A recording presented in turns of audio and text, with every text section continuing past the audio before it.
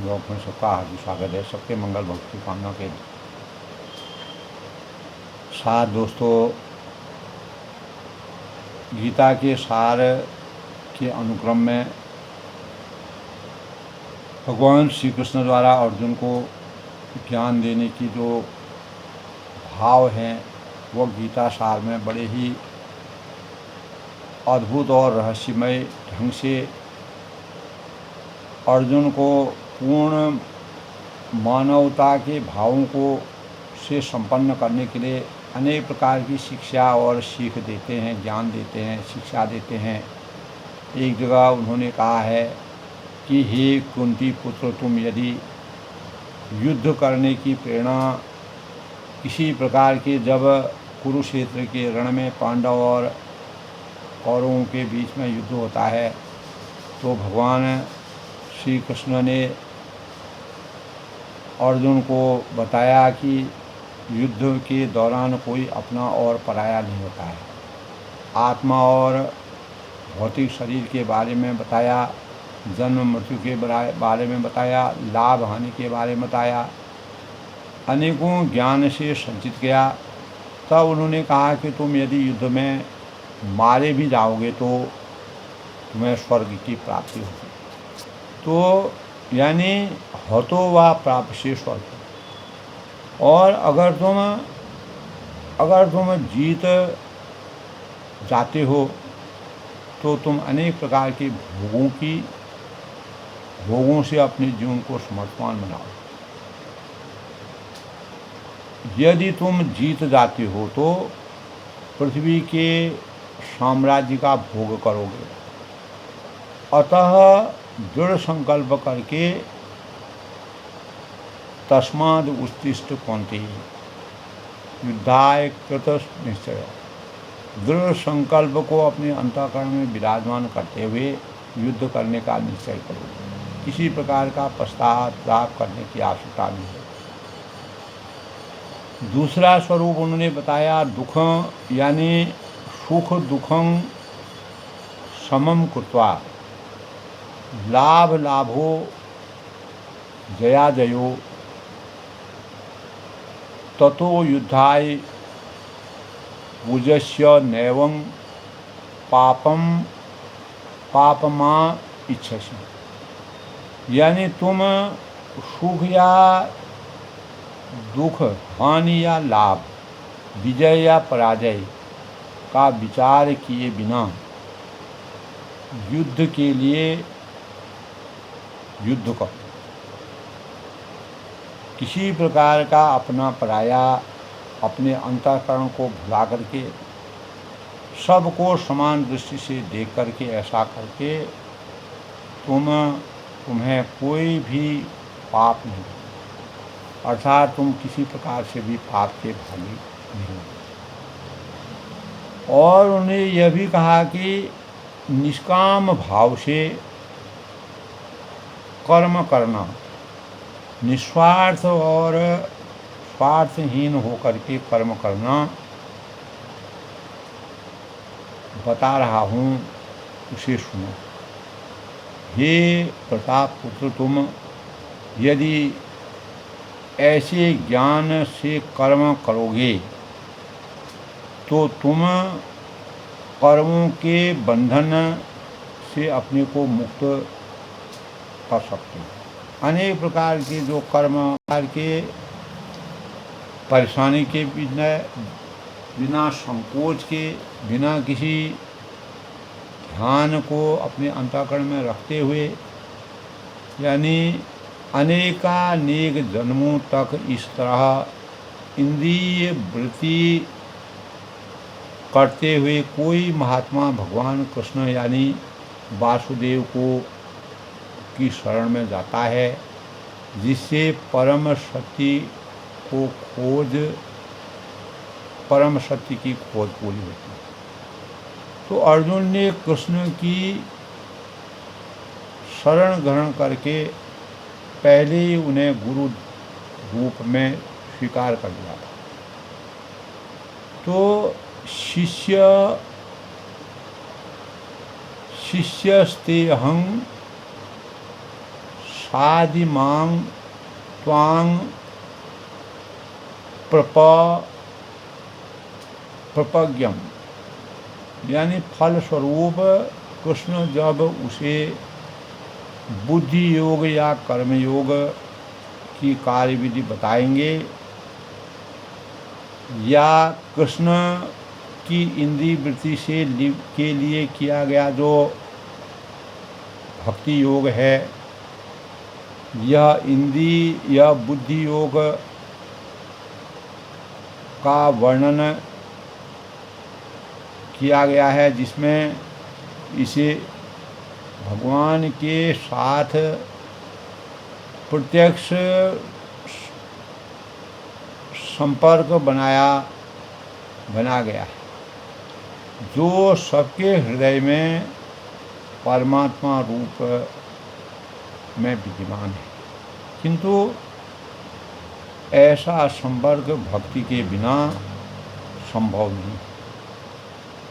अतः जो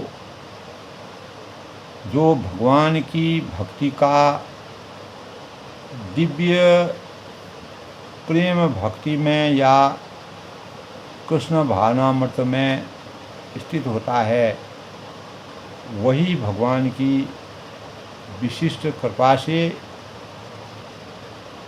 बुद्धि योग की यह अवस्था प्राप्त कर सकता है।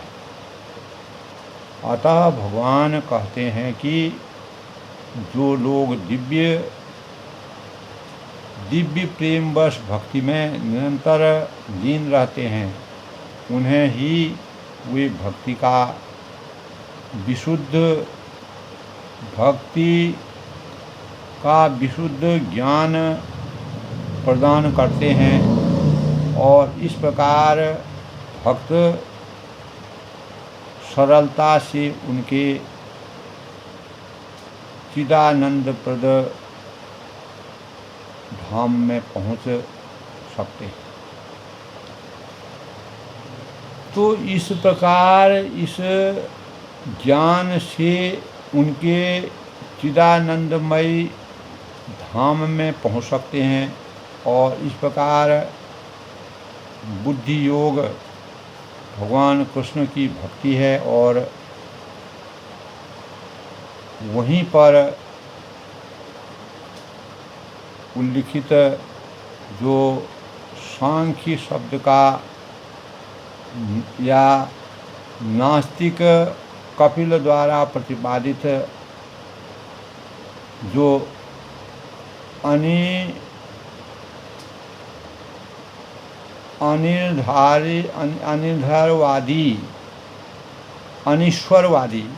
अनिश्वरवादी जो सांख्य योग से कुछ भी संबंध नहीं है, अतः किसी को यह भ्रम नहीं होना चाहिए कि यहाँ पर उल्लिखित जो सांख्य योग का अनिश्वरवादी सांख्य न किसी प्रकार का संबंध है, और न ही उस समय उसके दर्शन का कोई प्रभाव था, और न कृष्ण न ऐसी ईश्वर विहीन दार्शनिक कल्पना का उल्लेख करने के लिए चिंता की। तो वास्तविक सांख्य दर्शन का दोस्तों वर्णन भगवान कपिल द्वारा श्रीमद् भागवत में हुआ है, किंतु वर्तमान प्रकरण में यह उस सांख्य से भी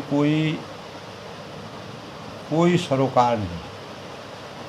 तो वही यहाँ सांख्य का अर्थ है कि शरीर तथा आत्मा का विश्लेषिक अध्ययन। तो भगवान कृष्ण ने आत्मा का विश्लेषिक वर्णन अर्जुन को बुद्धि योग या कर्म योग तक लाने के लिए किया है। अतः भगवान कृष्ण का सांख्य तथा भागवत में भगवान कपिल द्वारा कथित जो सांख्य एक ही है, वह समान है। ये तीनों यानी जो भक्ति योग हैं, अतः भगवान कृष्ण ने कहा कि केवल यानी अल्पज्ञ ही सांख्य योग तथा भक्ति योग में भेदभाव मानते हैं, जिनको सही ज्ञान नहीं है। और जो सांख्य योगी पृथकता प्रियदंती पंडिता यानी निसंदेह ही अनीश्वरवादी जो सांख्य योग का भक्ति योग से कोई संबंध नहीं, फिर भी बुद्धिहीन व्यक्तियों का दावा है कि भगवद गीता में अनीश्वरवादी सांख्य का ही वर्णन हुआ। तो अतः मनुष्य को यह जान लेना चाहिए कि बुद्धि योग का अर्थ कृष्ण भावनामृत में पूर्ण आनंद तथा भक्ति के ज्ञान में कर्म करना। और जो भक्ति भगवान की तुष्टि के लिए कर्म करता है, जो भक्त, चाहे वह कर्म कितना ही कठिन क्यों न हो, वह बुद्धि योग के सिद्धांत के अनुसार कार्य करता है और दिव्य आनंद का अनुभव करता है। इसी दिव्य व्यस्तता के कारण के परिणाम स्वरूप उसे भगवत कृपा के से स्वतः संपूर्ण दिव्य ज्ञान प्राप्त हो जाता है। और ज्ञान प्राप्त करने के लिए अतिरिक्त श्रम के बिना ही उसकी पूर्ण मुक्ति हो जाती है। तो कृष्ण भावना भावित जो कर्म तथा फल प्राप्ति के लिए इच्छा से किए गए जो कर्म में की विशेषताएं यानी पारिवारिक या भौतिक सुख प्राप्त करने की इंद्रिय तृप्ति के लिए किए गए कर्म के इसमें प्रचुर अंतर होता है। यानी अतः बुद्धि योग हमारे द्वारा संपन्न कार्य का दिव्य गुण है। तो इस प्रयास से न तो हानि होती है, न ही ह्रास होता है, अपितु इस पथ का अनुसरण करने से अल्प प्रगति भी महान भय से रक्षा कर सकता है। तो निष्कर्ष यह है कि दोस्तों, भगवान श्री कृष्ण ने अर्जुन से कहा कि कर्म का सर्वोच्च दिव्य गुण है कि कृष्ण भावनामृत में कर्म या इंद्रिय तृप्ति की जो आशा है, आशा न करके कृष्ण के हित के लिए कर्म करना। तो ऐसे कर्म का लघु प्रारंभ होने पर भी कोई बाधा नहीं आती है, किसी प्रकार का अवरोध नहीं। न कभी इस प्रारंभ का यानी इस आरंभ का विनाश होता है। तो भौतिक स्तर पर तो प्रारंभ किया जाने वाला जो किसी भी कार्य को पूरा करना होता है, अन्यथा सारा प्रयास निष्फल हो सकता है। किंतु कृष्ण भावनामृत में प्रारंभ किया जाने वाला जो कार्य है, कोई भी कार्य अधूरा रहकर भी स्थायी प्रभाव डालता है।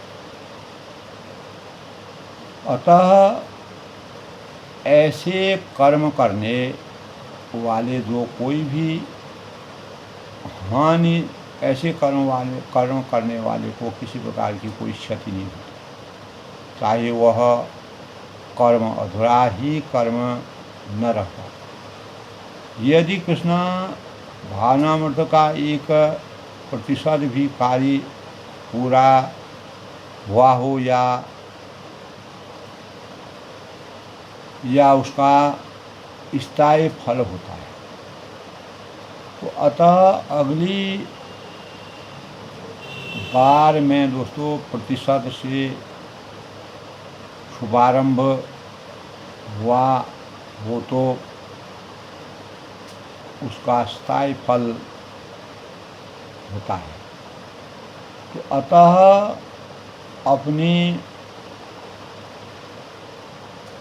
किंतु भौतिक कर्म में जब तक 100% सफलता प्राप्त न हो तब तक कोई भी लाभ नहीं होता।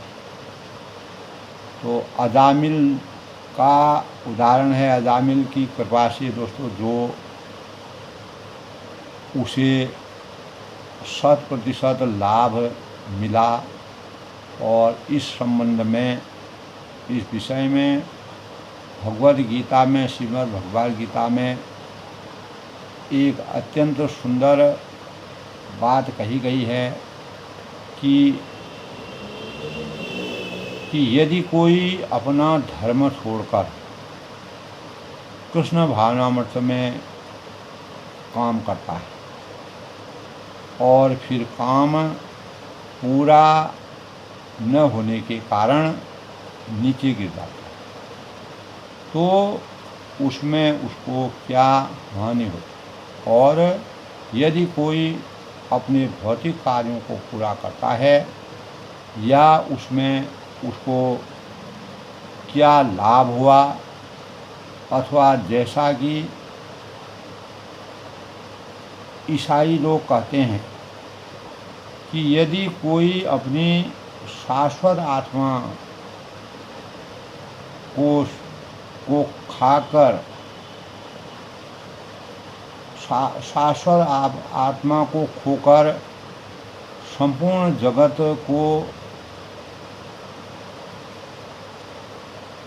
पा लेता है, तो मनुष्य की उससे क्या लाभ? किसी भी मनुष्य को उससे कोई लाभ नहीं। भौतिक कार्य तथा उसके फल शरीर के साथ ही समाप्त होगा, विदीर्ण होगा। किंतु कृष्ण भावनामृत में किया गया जो कार्य है, मनुष्य को इस शरीर के विनष्ट होने पर भी पुनः कृष्ण भावनामृत तक ले जाता है। और कम से कम इतना तो निश्चित है कि अगले जन्म से और अगले जन्म में उसे सुसंस्कृत यानी ब्राह्मण परिवार में या धनी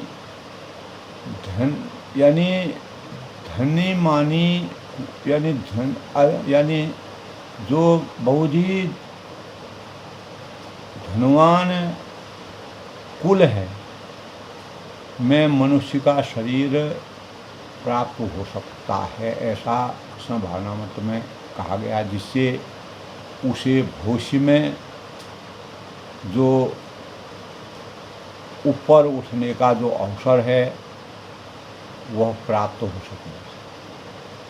कृष्ण भावनामृत में संपन्न कार्य का वही अनुभव, वही अनुपम गुण है। तो भगवान श्री कृष्ण ने कहा है कि जो इस मार्ग पर, इस रास्ते का पर चलते हैं, उसका अनुसरण करते हैं, वे प्रयोजन में दृढ़ रहते हैं, अपने मंतव्य पर दृढ़ रहते हैं और उनका लक्ष्य तक पहुंचना उनके लिए सार्थक हो जाता है। और हे कुरुनंदन जो दृढ़ प्रतिज्ञ नहीं है, उसकी बुद्धि अनेक शाखाओं में विभाजित रहती है। तो कहने का तात्पर्य यह है कि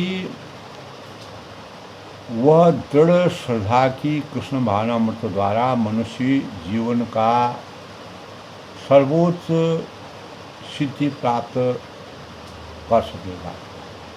तो कृष्ण भावनामृत का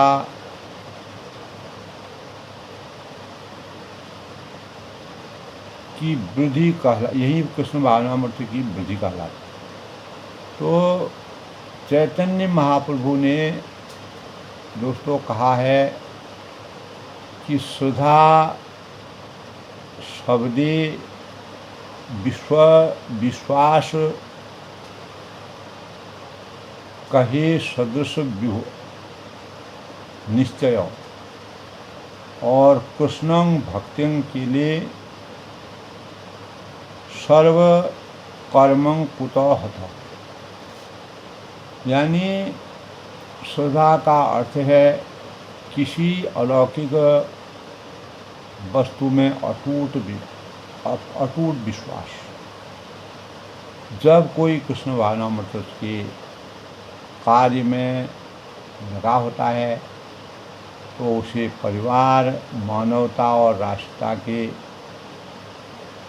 से बंधकर कार्य करने की आवश्यकता नहीं होती। तो शुभ और अशुभ कर्मों के फल ही उसे सकाम कर्मों के समान हैं। जब कोई कृष्ण भावनामृत में संलग्न हो तो उसे अपने कार्यों के शुभ फलों के लिए यानी प्रयत्नशील नहीं रहना चाहिए। यानी जब कोई कृष्ण भावनामृत में लीन होता है तो उसके सारे कार्य जो है वह आध्यात्मिक धरातल पर होते हैं और कृष्ण भावनामृत से जो लीन होता है में उसके सारे कार्य आध्यात्मिक धरातल पर होते हैं, क्योंकि उसमें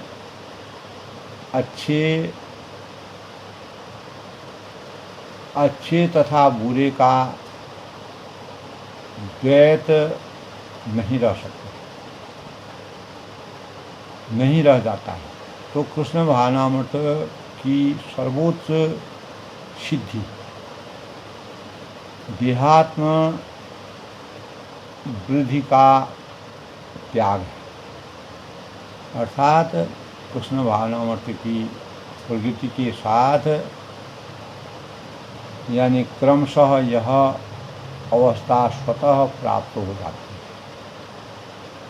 इस प्रकार आज के प्रेरणादायक विषय में दोस्तों भगवान श्री कृष्ण ने श्रद्धा का अर्थ किसी अलौकिक वस्तु में अटूट विश्वास का रहस्य बताते हुए अर्जुन को कृष्ण भावनामृत के कार्य में कैसे प्रतिबद्ध रहना चाहिए उसका वर्णन किया है।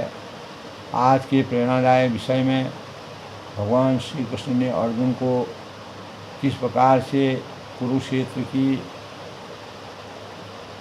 युद्ध क्षेत्र में सैन्य निरीक्षण के दौरान उनके भावों को परिवर्तन करने के लिए और मानवता मानव धर्म की रक्षा करने के लिए और पाप और अहंकार अत्याचार को समाप्त करने के लिए धर्म की स्थापना करने के लिए अनेक प्रकार के ज्ञान की पराकाष्ठा या उच्चता के भावों